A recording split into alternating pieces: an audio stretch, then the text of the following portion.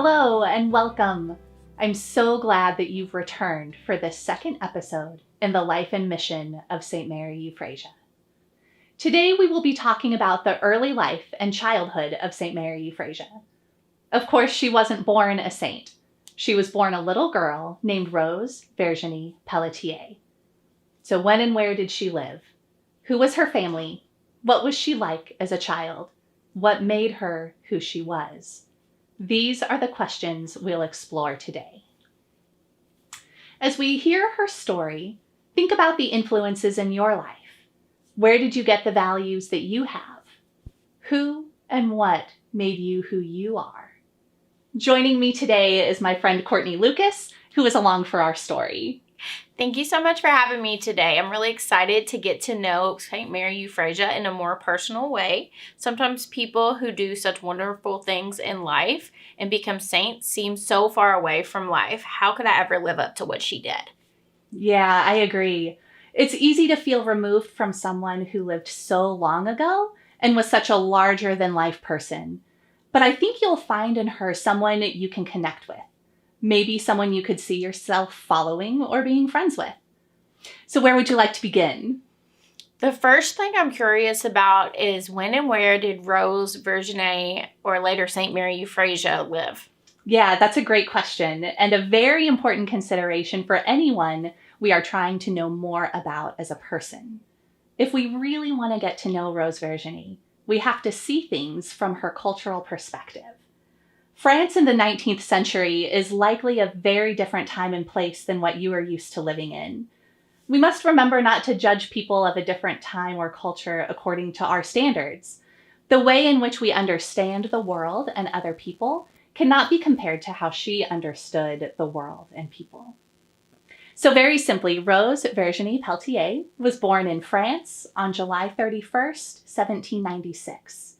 Like most of us, she was influenced by her family and the time period and culture in which she was born. This was the time of the ending of the French Revolution. I know some things about the French Revolution. That's when France toppled the royalty and started a republic, isn't it? I remember learning about the Reign of Terror, the guillotine, and Marie Antoinette. That's right. So during the revolution, many good people were executed simply for being wealthy or of noble birth or Catholic. But it is true that things needed to change. During that time, the state and the church were very closely aligned. France was a hierarchical society with rigid divisions. The rich were very rich, and the poor were even poorer. The revolution brought about a major change in society, although it didn't get rid of the poverty. So how was Rose Virginie's family impacted by all this? Well, her father's name was Julien Pelletier, and he was a doctor. Her mother, Anne Moran, was a very good woman, and they lived in Ceylon with their children. So in their lives, Julien and Anne would have a total of 9 children, but 2 of them, Natalie and Sophie, died before Rose was born. In February 1794, 2 years before Rose Virginie was born, Julien and Anne were arrested in Ceylon and charged with being members of the aristocracy. Their 5 children, the eldest was 10 and the youngest was 3, were scattered to live with their relatives. Their house was boarded up, and Dr. and Mrs. Pelletier were marched by foot approximately 20 miles to an island off the Atlantic coast called Noirmoutier. The island then serves well as a prison colony, so they lived in prison there for about 3 months. Now, can you imagine what this did to the family? Today, we see parents and children being separated from each other, and studies show that the trauma is lasting even after they are reunited. So, the parents were charged with treason, which was being loyal to the church and the royalty, and they were expected to be executed as most captives were. So were they royalist? Well, they were certainly loyal to the church, but it's doubtful that they were actually royalists. There were several signed statements from the Republican authorities to prove their patriotism. For example, In 1793, Madame Peltier prevented a troop of Republican soldiers from falling into a royalist ambush. Thanks to her, 600 Republican troops had their lives spared. Well, this may have been the action that ultimately saved their lives. In 1794, the year they were arrested and brought to Noirmoutier, 2,000 people were executed on the island within the first 6 months. There's no record of the reason why they were spared. It could have been because of Madame Peltier, or perhaps the father was a doctor and could be of service to his captors. For whatever reason, they were not killed, but rather they were given a house on the island and kept there as free prisoners. That must have been a scary time for their parents, being separated from their children.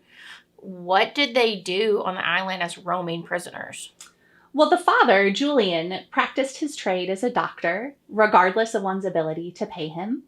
We know that he was a very kind man. He frequently took in orphans and kept them in his own home, both in Soulon and on Noirmoutier, until he could find homes for them. The mother was also a woman of kindness. She looked in on the sick and the elderly of the island, and her nickname was the Angel. So it's notable that in the midst of their own suffering, Dr. and Madame Peltier would reach out to others in kindness. This was the behavior modeled in Rose Virginie's household. And so we begin to see where she learned to just love. That's really incredible. What an amazing example Rose's parents must have been for her. So if her parents were living on the island as prisoners and the children were scattered with relatives, were they ever reunited? When did Rose come back into the picture? So it was sometime during the year 1796 that the family was reunited. Dr. Pelletier was given permission to go back to the mainland, get his 5 children, and bring them to Noirmoutier. On July 31st of this same year, Rose Virginie was born on the island in the family home, and thus the family was complete, except for the exception of Paul, who would not be born until 1801. The other children were Anne Josephine, age 12, Julian, age 11, Andre, age 7, Victoire Emily, age 6, and Armand, age 5. So you can imagine that she was born into a loving and kind family, and yet a family that had been quite traumatized. The older children were separated from their parents for 2 years and didn't know whether they were living or dead. What do we know about Rose as a child? Was she always a saint, a perfect child? I've seen pictures of her first communion. She looks so sweet. Well, she was sweet, but she was not a saint. Living on the island of Noirmoutier did much to shape her character. We know she was a free spirit and that she had a lot of freedom. She could run and play relatively freely on the island's beaches and forests.